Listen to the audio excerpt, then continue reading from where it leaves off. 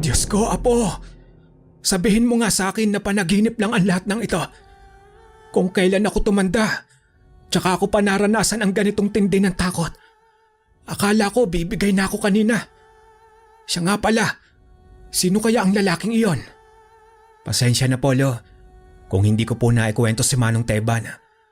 Siya po ang nagligtas sa akin noon at siya din ang antingerong tumulong po sa atin. Isa siyang manlalakbay at sinadya niya talaga ang lugar natin dahil alam din niya ang kwento ni Doña Magdalena. Talaga, Apo. Salamat sa Diyos at naglaan siya ng taong magsasalba sa ating lahat. Pero ano ba ang balak niya sa malaking bahay na yon? Yun po ang hindi ko alam, Lo. Sana nga po matapos na ang misteryo sa bahay na yon. Dahil natitiyak ko na ang mga aswang kanina ay sila din ang naroon sa bahay at isa-isa na silang nagsisilabasan.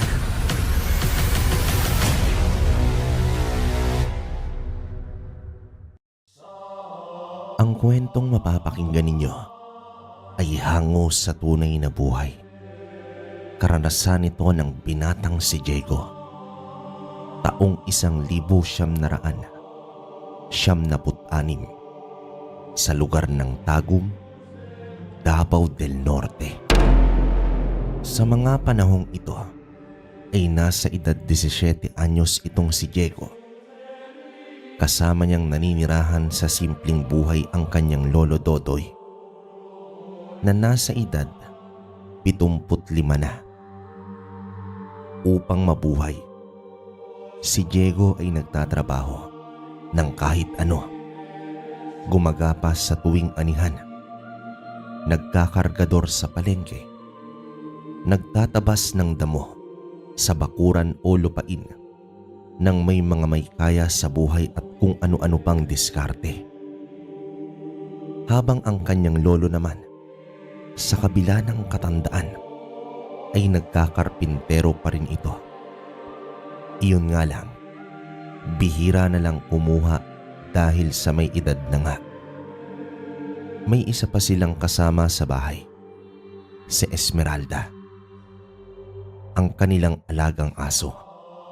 Sa kadahilanang ayaw nila itong dumami, kaya nakalagay ito sa isang hawla na nasa silong lamang ng bahay. Hanggang isang hapon ay bigla itong nakawala. Malaking abala talaga sa kanila ito dahil sa tuwing nakakawala si Esmeralda ay tumatakbo ito at nagpupunta kung saan-saan. Tila sabik sa malawak na mundo. Lo, nawawala na naman si Esmeralda. Ayun, tumakbo na ng matulin sa may kakahuyan. Nako, Apo, bakit nakawala na naman iyan? Di ba sabi ko sa'yo, palagi mong tignan ang kulungan ng asong iyan? Pasensya na po, Lo. Naging abala po kasi ako nitong mga nakaraan. Ningat-ngatan ng tali ng tarangkahan po eh. Dapat kasi ay palitan na ng bakalang tali dahil walang silbi kapag lubid lang. Sige, sundan mo yon at baka abutin pa kayo ng dilim. Dala ang mahabang patpat at flashlight. Binaybay ni Diego ang kakawiyan. Panay sambit din siya sa pangalan ng alaga. Sa bawat kumakaluskos o galaw sa paligid ay pinupuntahan niya. Hanggang sa inabot na siya ng kalahating oras. Ayaw pa rin lumapit ni Esmeralda sa kanya. Mas lumalayo lang ito habang sinusundan niya. Nagsisimula ng mairita si Diego dahil masyado na siyang nagsasayang ng kanyang oras. Hanggang sa pumatak na ang 5:00 ng hapon. At napadpad siya sa isang luma, sira-sira at abandonadong bahay. Sa itsura nito ay tila ilang dekada na ang nakalipas simula nang napabayaan ang malaking bahay na gawa naman sa simento. May 2 itong palapag, mayayabong na damo at halaman sa paligid at mga pader. At sa anyo nito ay mukhang nasunog ito. Pero ang nakapagtataka ay ngayon lang ito nakita ni Diego. Sa lugar na siya ipinanganak at lumaki, pero unang beses pa lang niya itong natagpuan. Nang lingunin niya ang pinanggagalingan, napagtanto niya na halos hindi niya na maalala kung kailan siya napadpad. Sa bahaging yon, nabaliw ang atensyon niya sa bahay na yon, kaya dahan-dahan niya itong pinasok. Gumamit na siya ng ilaw dahil medyo madilim na sa loob. Nakita niya noon ang hagdan. Buo pa ito. Kahit sira-sira na ang bahay, ay masasabing buo pa rin ito. Hanggang sa nadaanan ng kanyang ilaw ang kalahating ulo ng bata na nakasilip mula sa sirang gamit. Dito napaatras si Diego dahil sa gulat. Inilawan pa niya ito at tinanong kung ano ang ginagawa sa abandonadong lugar. Walang sagot ang bata. Bagkus, nagsilabasan pa ang ibang kabataan na animoy pinamumugaran nila ang nasabing bahay na yon. Hindi naman bababa sa 10 ang mga batang naroroon. Nakatayo at seryosong nakatitig lamang sa kanya. Dito na nagtayuan ang balahibo ni Diego, kaya marahan na siyang umakbang paatras. Bago naman siya makalabas, ay tumahol sa kanyang likuran si Esmeralda. Doon na siya tumakbo palapit sa alaga.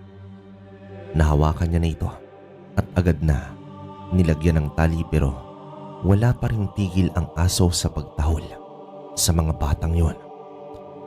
Pilit niya nang hinihila ang aso, pero ayaw talaga magpaawat hanggang sa lumulubog na ang araw. Nagumpisang kumilos ang mga bata. Umatungal ito at bumubuka-buka na ang mga bibig na para bang susugod. Panaylingon din ito sa binata na para bang inaabangan ang pagkawala ng araw.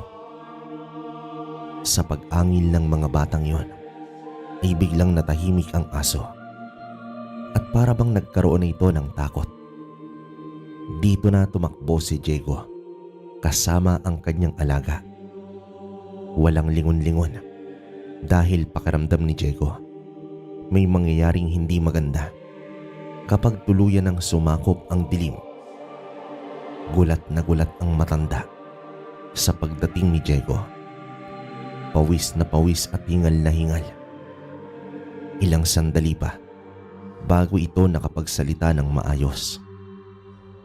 Nakaupo itong si Diego sa hagdan habang hawak ang alagang aso.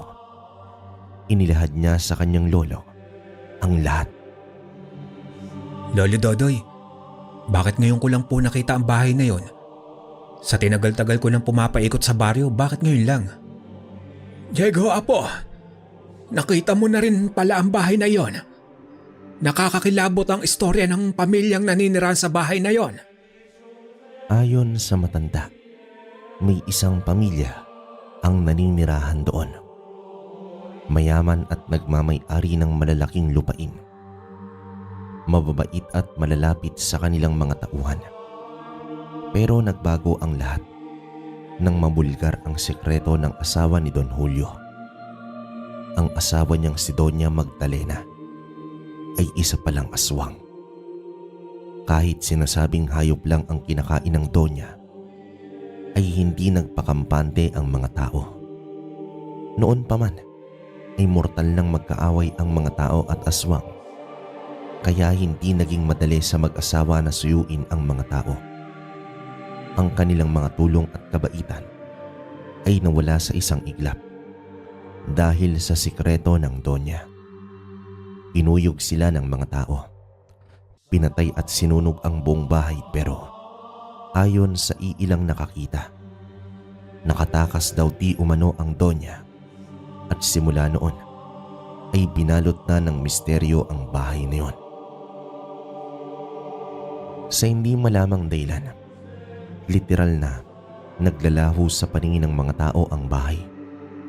Sa katunayan, iilang taga-baryo lang ang nakakita nito at puro pa matatanda isa na doon itong si Dodoy. Pero ilang dekada na rin niyang nakita ito. At sa panahong iyon ay si Diego pa lang ang nakakita ulit. Pinayuhan siya ng kanyang lolo. Nakalimutan na ang bahay na yon at iwasang mapadpad sa lugar na yon. Tumango naman itong si Diego bilang tugon. Pero sa kalooban niya, namuo ang kuryosidad na alamin ang nakalukob na misteryo sa bahay na yon. Kinabukasan, hindi na nila pinag-usapan ang tungkol sa bahay. Tahimik lang itong si Diego na naghahanda ng almusal. Pero hindi mawala sa isipan niya ang pangyayari kahapon.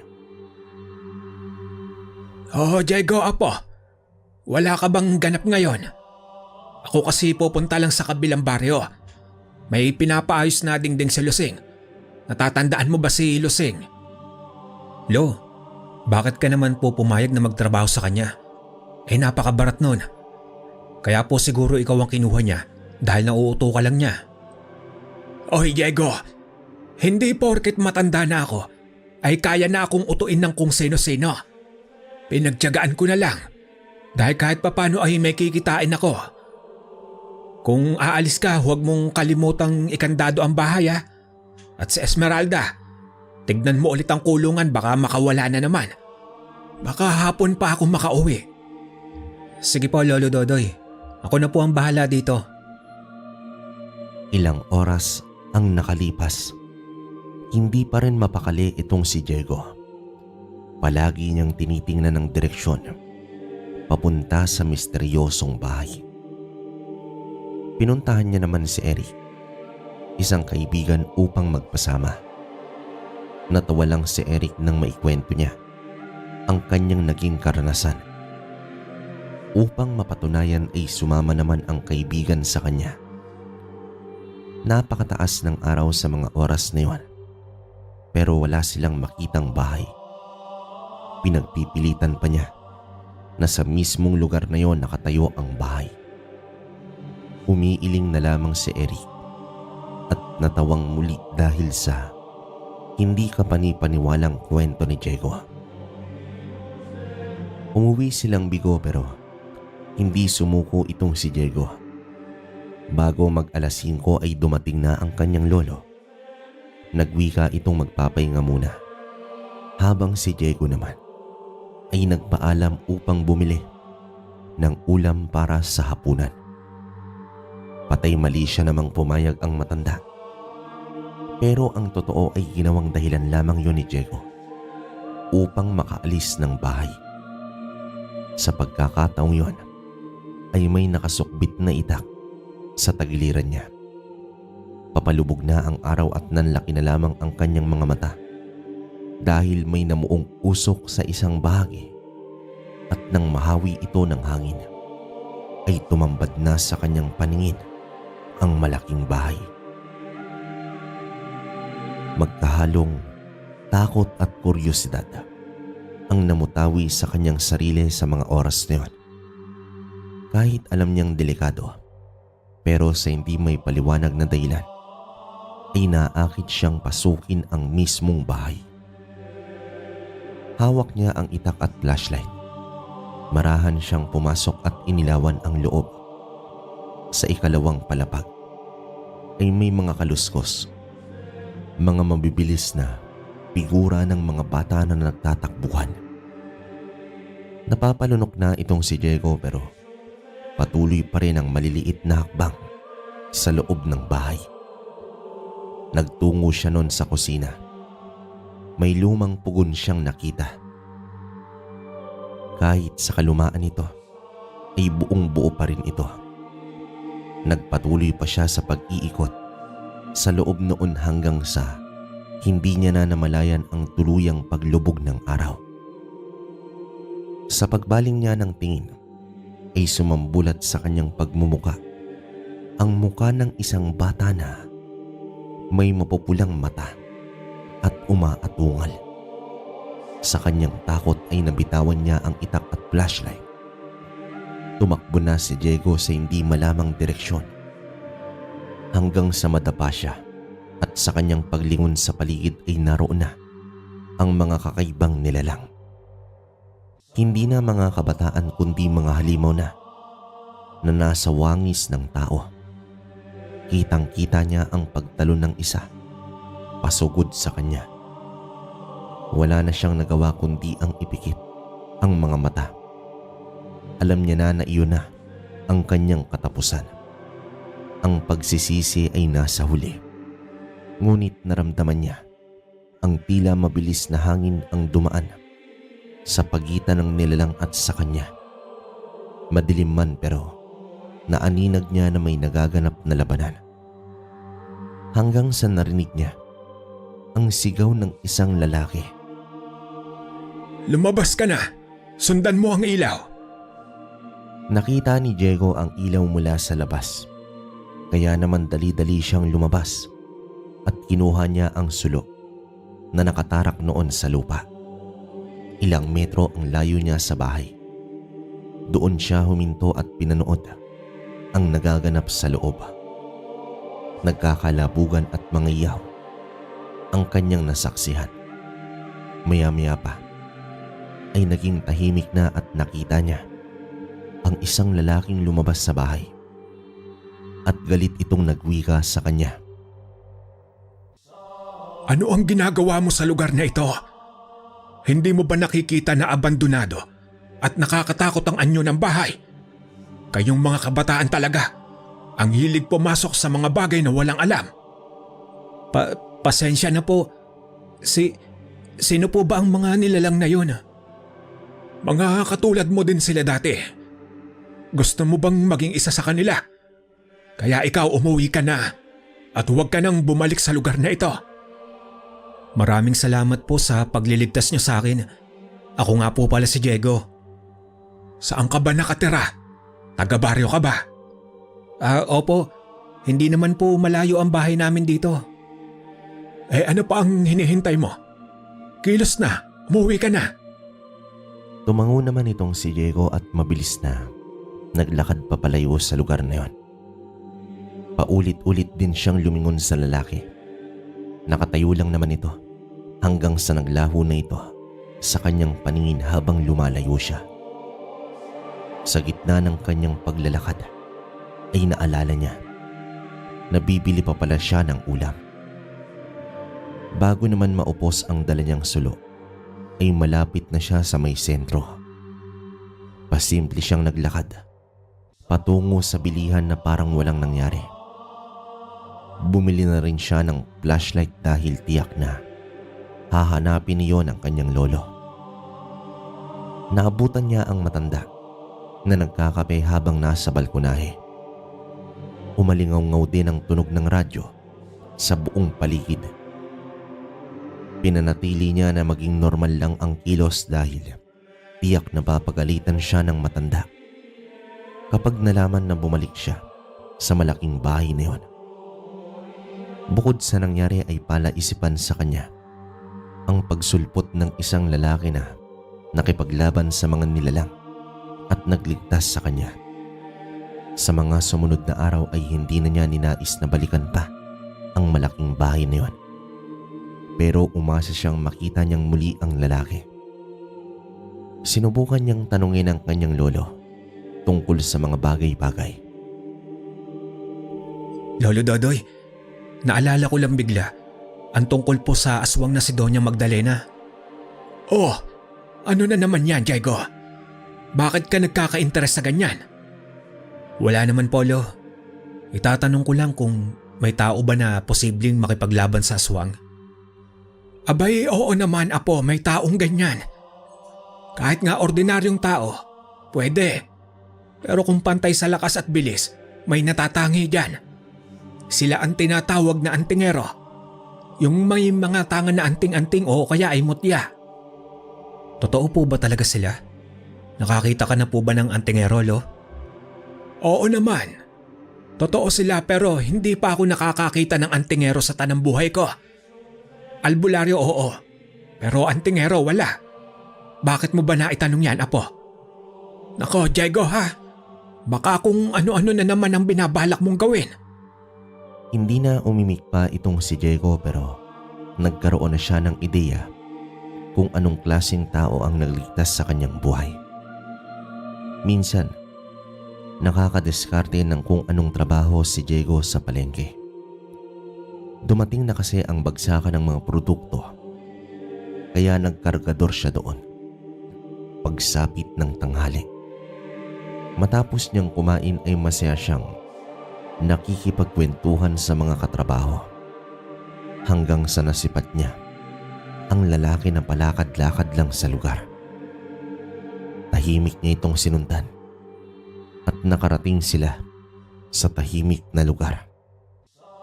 Sa paglagpas nito sa puno ay bigla na lamang nawala ang lalaking yon. Nagpalinga-linga siya hanggang sa narinig niya na may nagwika sa kanya. Bakit mo ako sinusundan? Nagulat naman itong si Diego at agad na palingon. Wala siyang maisip na sagot kundi ang magpasalamat sa lalaki. Pero tila naramdaman ng lalaki na may ibang sadya pa si Diego sa kanya. Inaya siya nito na sumunod. Sa isang kubo naman sila napadpad. Nagpakilala rin ito bilang si Teban. Hindi niya bahay ang kubo. Inayos lamang niya yon bilang pansamantalang tirahan. Ayon pa sa lalaki, isa siyang manlalakbay pero hindi binanggit ang pinanggalingan nito. Maraming katanungan si Diego hanggang sa nalaman niya na ang mga sagot. Matagal nang naikuwento ng aking lolo ang lugar na ito. Partikular ang malaking bahay na pinamumugaran ng mga aswang. Kakaiba ang mga aswang na iyon dahil nakakulong lamang sila sa bahay at wala silang kakayahang lumabas. Bahagi ito ng sumpa na binitawan ni Doña Magdalena. At bilang isang antingero, responsibilidad ko na lipulin ang mga nagasik ng lagim sa mundo. Ang mga aswang na umatake sa iyo ay ang mga kabataan din na napadpad at hindi na nakalabas sa lugar. Pasalamat ka't napadaan ako sa lugar na iyon. Isa po kayong antingero?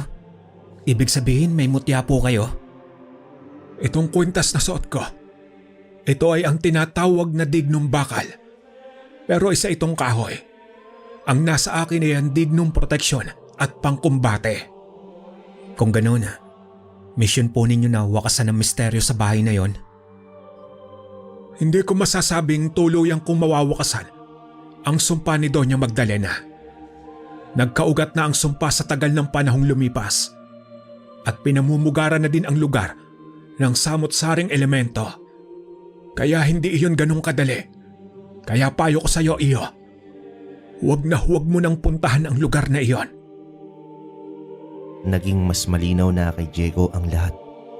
Hindi niya lubos maisip na may natatanging lugar sa kanilang baryo na pinamumugaran pala ng kasamaan at mga aswang. Sa paglipas pa ng ilang linggo, naging tahimik naman ang buhay nila. Balik sa dati ngunit isang gabi, walang tigil sa pagtahol sa Esmeralda. Nagalit na ang matanda at napagsabihan pa si Diego na baka hindi niya iyon pinakain. Alauna ng madaling araw, bumaba itong si Diego upang tingnan ang alaga.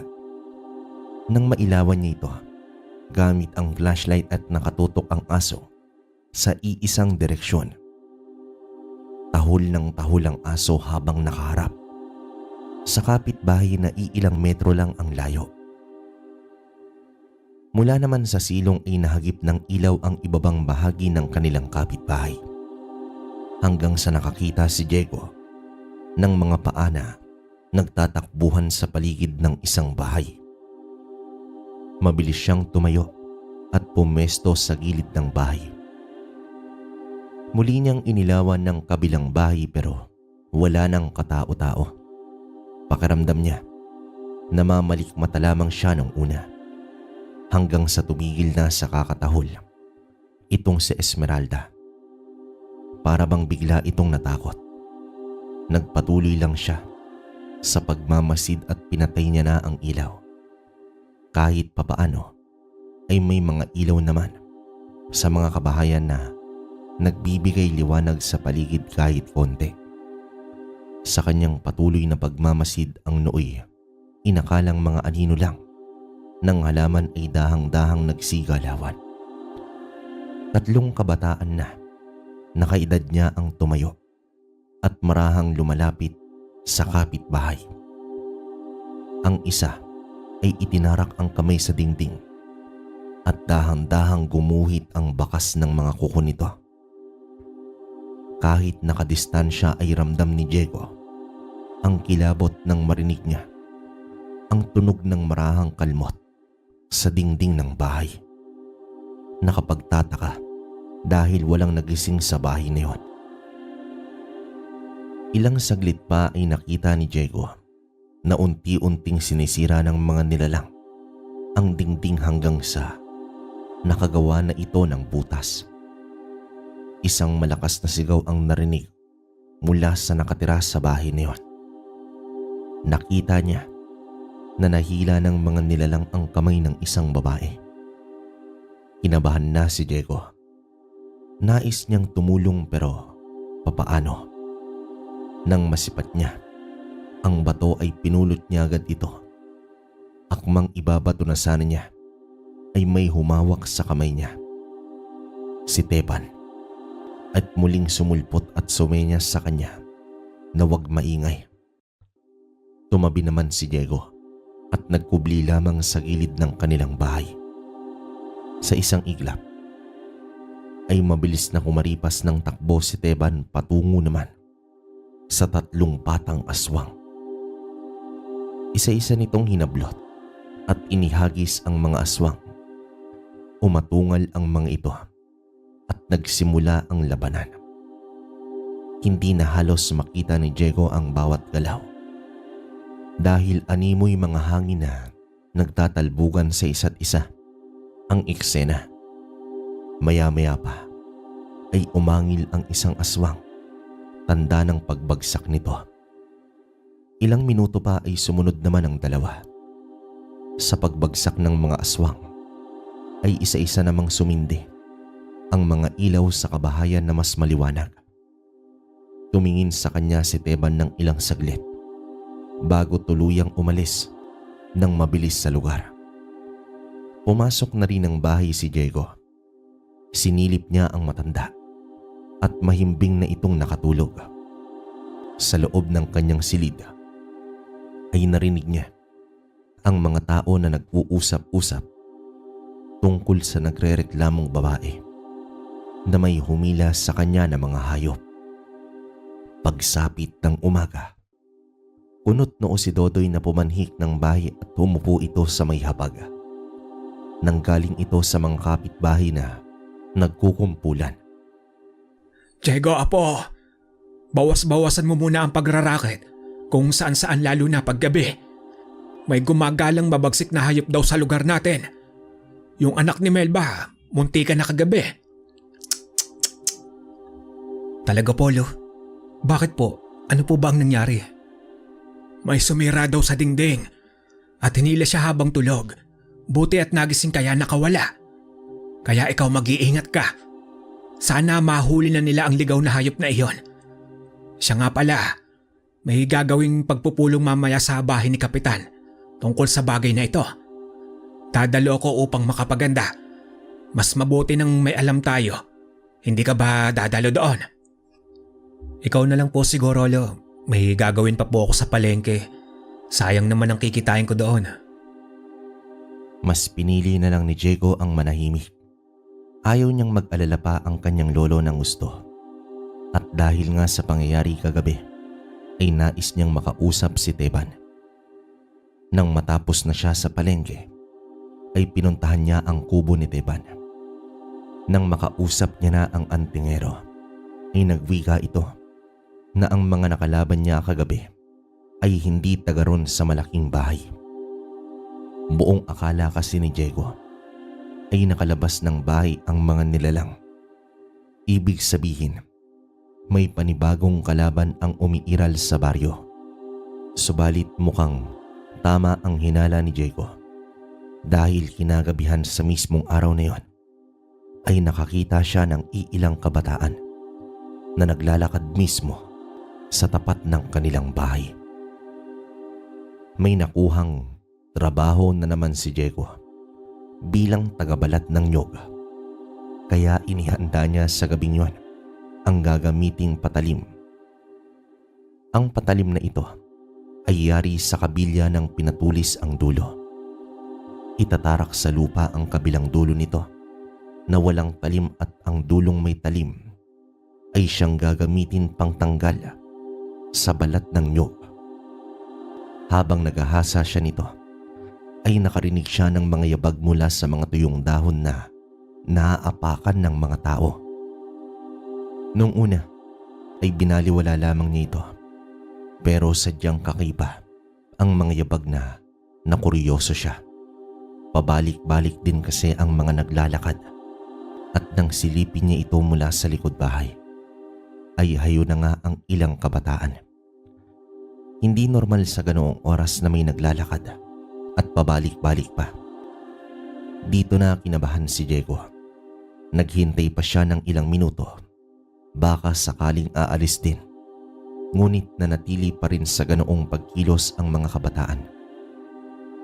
Para bang naglalakad na, nawala sa mga sarili. Dito niya na inabisuhan ang kanyang lolo. Lalabas pa sana ang matanda, pero agad niya itong pinigilan. Pinasilip niya na lamang ito sa siwang. Maliwanag din kasi ang buwan sa gabing yun, kaya kitang-kita talaga nila ang figura ng mga ito. Nagtataka man ang matandang yon, pero mas nagtaka ito sa kinikilos ni Diego.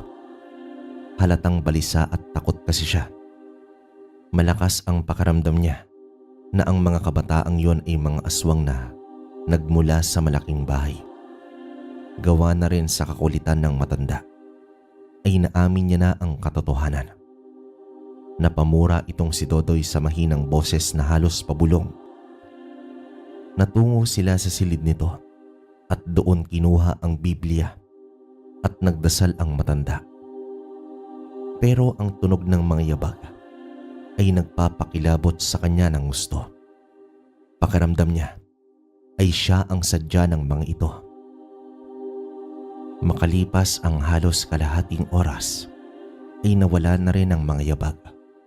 Bagay na nagpagaan sa kanyang dibdib. Sumenyas ang kanyang lolo na silipin muna ang labas ng bahay. Tahimik at wala na nga ang mga kabataan. Dito ay nagpasya na silang matulog. Habang nakahiga naman siya, doon lamang niya naisip kung bakit hindi man lang nag-ingay itong si Esmeralda. Pero hindi niya na yon ininda. Ang mahalaga ay tahimik na ang kapaligiran. Hanggang sa biglang kumalabog ang kanilang dingding, paulit-ulit itong binangga ng kung anong nilalang. Napasigaw na si Dodoy dahil sa tingin nito ay ito na ang mga mababagsik na hayop na umatake sa kapitbahay kamakailan. Dali-daling pinuntahan ni Diego ang matanda sa kwarto at inabisuhan na wag maingay, pero inutusan niya si Diego na kunin ang mga kaldero at mag-ingay. Yun kasi ang napagkasunduan sa pagpupulong ng baryo. Kapag may mga pangyayaring kakaiba, ay dapat mag-ingay upang maalarma din ang mga kapitbahay. At ayun na nga, sa kabila ng takot ay kinalagpag nila ang mga kaldero at kung ano pang bagay na magdudulot ng ingay. Hanggang sa may nag-ingay na rin na mga kapitbahay, pero ang pag-atake ng mga nilalang ay hindi pa rin natinag. Sa bandang kusina, naroon ang matinding kalabugan na agad pinuntahan ni Diego. Sumisigaw siya ng pagmumura habang kinakalampag ang kaldero at tuluyang nawasak ang dingding. Lumusot ang isang kamay na may mahabang kuko. Napaindak sa takot si Diego. Naibato niya ang kaldero doon sa kamay. Inugot niya ang itak na nakasukbit sa may dingding at walang patid niyang pinagtataga ang kamay hanggang sa binawi ito ng aswang. Subalit ang pag-atake ay mas lalo pang tumindi Umapaikot na sa bahay ang mga aswang. Habang pinagkakalmot ang dingding, nagsama na ang luha at pawis ni Diego, habang ang matanda ay walang tigil sa pagdadasal sa loob ng kanyang kwarto. Kumukurap-kurap na rin ang ilaw sa bombilya, at nang marinig niya ang ingay ng mga taong paparating, ay dito na siya sumigaw ulit ng saklolo. Habang papalapit ang mga tao na may dalang sulo at mga itak, ay biglang sumulpot ang isang lalaki. Isa-isa nitong dinampot ang mga aswang at ibinalibag. Nang maramdaman ni Diego ang pagkatungal ng mga aswang, ay dito na siya sumilip sa bintana. Walang habas na pinagsasapak ni Teban ang mga aswang. Sa tulong din ng mga tao, ay pinagkukumpulan nila ang bawat aswang na tumitilapon. Pinagtataga at sinilaban. Isang madugo at marahas na tagpo ang nangyayari sa gabing yun. Dito nasaksihan ng mga taga-baryo ang lupit ng isang estranghero, at hindi umubra ang lakas at liksi ng mga aswang. Hanggang sa humupa na ang lahat, nagkalat ang apoy sa paligid, dulot ng mga nagliliyab na bangkay ng mga aswang. Nang matiyak na wala ng banta sa paligid, ay umalis na itong si Teban at walang kahit anumang salitang binitawan. Habang nakaantabay pa sila sa nagliliyab na katawan ng mga aswang, ay napaupo naman ang maglolo sa may hagdan. Diyos ko, Apo! Sabihin mo nga sa akin na panaginip lang ang lahat ng ito. Kung kailan ako tumanda, tsaka ako pa naranasan ang ganitong tindi ng takot. Akala ko bibigay na ako kanina. Siya nga pala, sino kaya ang lalaking iyon? Pasensya na, Polo, kung hindi ko po naikwento si Manong Teban. Siya po ang nagligtas sa akin noon, at siya din ang antingerong tumulong po sa atin. Isa siyang manlalakbay at sinadya niya talaga ang lugar natin, dahil alam din niya ang kwento ni Doña Magdalena. Talaga, Apo. Salamat sa Diyos at naglaan siya ng taong magsasalba sa ating lahat. Pero ano ba ang balak niya sa malaking bahay na yon? Yun po ang hindi ko alam, Lo. Sana nga po matapos na ang misteryo sa bahay na yon. Dahil natitiyak ko na ang mga aswang kanina ay sila din ang naroon sa bahay, at isa-isa na silang nagsisilabasan. Kinabukasan, bukang bibig ng buong baryo ang nangyaring pag-atake ng mga aswang. Pero ni isa ay walang nagsalita tungkol sa malaking bahay. Marahil nalimutan na ito ng mga matatanda sa lugar gaya nga ng sinabi ni Dodoy. Pero hindi basta-basta nasisilayan ang misteryosong bahay na yon. Ngunit sa kabila ng mga papuri sa estrangherong antingero, ay may iilan pa rin ang nagpaabot ng takot dito. Hindi dahil sa pag-iral nito, kundi ang dulot sa presensyang dala nito sa baryo. Dahil paniniwala ng mga tao, kakambal ng mga antingero ang pag-iral din ng mga masasamang elemento. Makalipas ang 2 araw, habang nagsisiga itong si Diego ng mga tuyong dahon sa bakuran, ay napansin niya ang isang matandang babae na dumaan sa kanilang tapat. Hindi niya ito kilala, at dahil sa mga nangyari, nagkaroon na siya ng panarorya sa mga bagong mukha na napapadpad sa kanilang lugar. 4:00 ng hapon na yon, bitbit ang itak, lihim niyang sinundan ng matanda.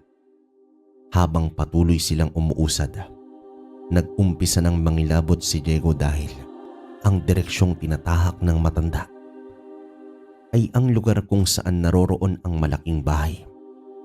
Tumigil ang matanda sa eksaktong lugar na katapat ng malaking bahay. Hindi pa man nakikita ni Diego ang bahay, pero sigurado siya na narating na nila ang mismong lugar. Maigi siyang nagkubli sa isang puno hanggang sa lumuhod ang matanda at ibinuka ang mga kamay.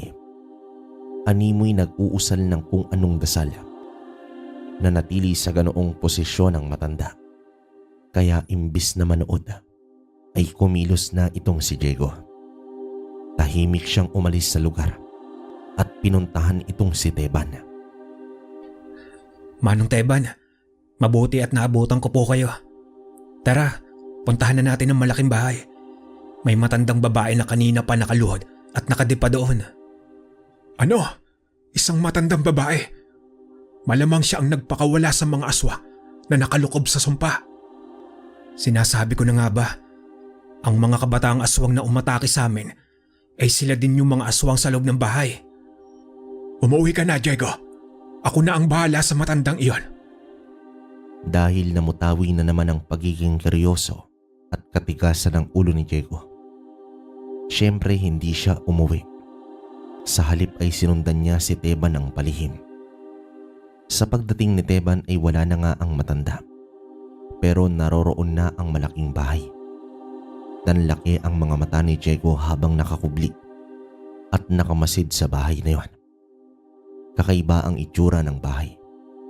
Para bang may sarili itong buhay.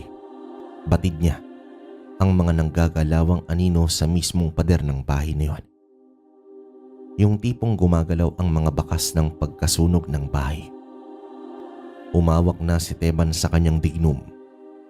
Kumuha siya ng punyal na tila kiniskis niya ito sa mismong dignum at may konting pulbos ang nalagas. Inilagay niya ito sa kanyang palad at iniihip sa hangin. Laking gulat ni Diego dahil ang kakarampot na pulbos ay biglang dumami at lumipad ito patungo sa hangin. Natakpan nito ang buong bahay at kasunod nito ay ang pag-angil ng mga aswang sa loob. Nakakakilabot at kahit nakatakip na ng tenga si Diego ay sumusuot pa rin ito sa kanyang pandinig. Mga angil ng demonyo na may halong paghihinagpis. May mga ungol din ng kaluluwa na hindi matahimik. Sa paglubog ng araw, sa maniwala man kayo o hindi, isa-isang nagsilabasan ang mga aswang sa bahay. May mga lumilipad at may mga nagtatakbuhan. Wala ni anumang sandata si Teban kundi tanging kamay at lakas lamang. Sumugod ang mga aswang sa kanya at sa bawat dampi ng mga kalmot at kagat ay hindi yun ininda ng antingero. Nagpatuloy ang labanan habang si Diego ay halos mabaliw na sa kanyang mga nasisilayan. May konting liwanag pa kaya kitang-kita niya ang nakakapanghinang itsura ng mga demonyo na tila umahon mula sa impyerno. Nagsalpukan ang lakas ng magkabilang panig. Halos hindi makapaniwala si Diego sa dami ng aswang na kanyang nasilayan. Nagpatuloy naman sa pakikipaglaban si Teban. Sa bawat natatapatang atake ng antingero ay siyang dasal pasalamat naman ni Diego. Takot na takot siya na baka magapi nila ang antingero. Habang abala siya sa panonood, ay may narinig siyang nagsasalita sa kanyang likuran. Malamig ngunit garalgal na boses na tila nagmula sa babae at lalaki. Marahan siyang lumingon at tumambad sa kanyang harapan ang matandang babae na nakita niya kaninang nakaluhod. Sumigaw ng gusto si Diego at kumaripas ng takbo. Hanggang sa madapa ito, umangat na sa ere ang matanda na may mga alupihan sa kanyang mga paa. Naging purong itim ang mga mata nito at kumalat ang kulay lilang mga ugat sa buong katawan. Ngunit mabilis na hinila ni Teban ang matanda, hawak sa ulo. Tumili ang matanda at sa isang iglap ay binaliktad ni Diego ang liig nito, dahilan upang mawala ng buhay ang matanda. Kasunod nito ay ang galit na wika niya para naman kay Diego. Ano ba, Diego? Ang sabi ko umuwi ka na. Bakit sumunod ka pa? Nanginginig si Diego na tumugon ng tango sa lalaking yon at kumaripas na siya ng takbo. Pero hindi niya napigil na lumingon. Napahinto naman siya dahil nakita niyang nagpakawala ng pulbos si Teban na sinakop ang buong paligid. Narinig niyang sumigaw ng malakas itong si Teban, tanda ng labis na paghihirap. Sumabay din ang mga aswang sa pagsigaw na tila nahihirapan din. Sa loob lang ng ilang segundo ay kasabay na naglaho ng mga pulbos, pati itong si Teban, mga aswang at pati na ang bahay. Tila nilamon ito ng kawalan. Umuwi ng bahay si Diego na animoy lutang, ni hindi niya naintindihan ang litanya ng kanyang lolo kung bakit niya iniwanan ang mga siga. Tumuloy siya ng bahay. Umupo sa sala na nakatulala. Nag-iisip at nagtataka kung saan na kaya napunta itong si Teban. Lumipas ang mga panahon ay hindi niya na muling nakita ang antingero. Pero natigil na din ang mga kababalaghan sa kanilang baryo. At sa paglipas ng panahon, hindi na kailanman nagpunta si Diego sa kinalalagyan ng misteryosong bahay kung saan doon niya unang nakilala itong si Teban na kinatatakutang antingero na tangan ang dignong bakal. Wakas. Okay, mga kabaryo, kamusta kayong lahat? Siguro marahil napapansin nyo hindi na rin ako masyadong nakakapag-comment. Sobra kasing na-busy tayo. Then pwede kayong pumunta sa TikTok shop natin, Kwentong Baryo Shop, 4 na 8. Tapos abangan nyo yung nilalabas naming bago ni Tito Proy sa Kwentong Kalakbay. Then hulapawin kung gusto nyong makanood ng mga animation. Tapos ang manlalakbay. Then ito, Kwentong Baryo. Yung shoutout ko, next upload ko na lang gagawin. Sa ngayon, hanggang dito na lang muna mga kabaryo. Hanggang sa susunod na kwento.